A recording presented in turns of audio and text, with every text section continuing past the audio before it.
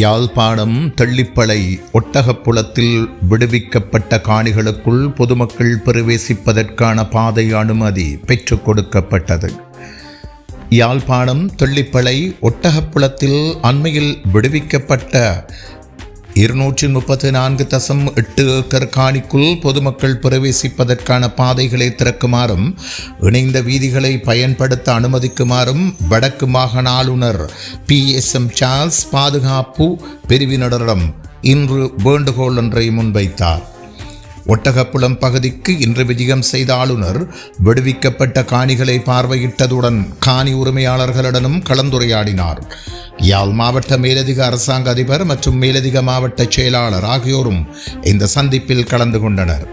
வசாவளான் கிழக்கு J244, வசாவளான் மேற்கு J245, Palali வடக்கு J254, பலாலி கிழக்கு J253, பலாலி தெற்கு J252 ஆகிய கிராம அலுவலகர் பிரிவுகளுக்குட்பட்ட 234.8 ஏக்கர் காணி அண்மையில் விடுவிக்கப்பட்டது.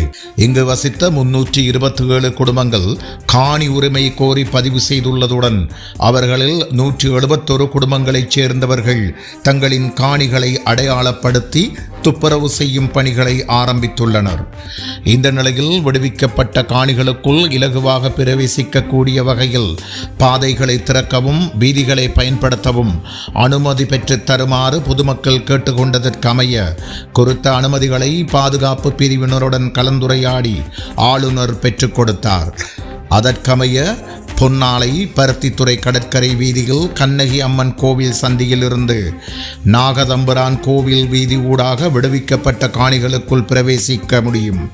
அத்துடன் வீரப்பளை வீதிகள் பலாலி வீதி நோக்கி 100 மீட்டர் தூரத்திற்குள்ளும் வீரப்பளை சந்தியில் தெற்கு நோக்கி தம்பாலை வீதி விமான நிலைய வீதி ஊடாகவும் விடுவிக்கப்பட்ட காணிகளுக்குள் பிரவேசிக்க முடியும்.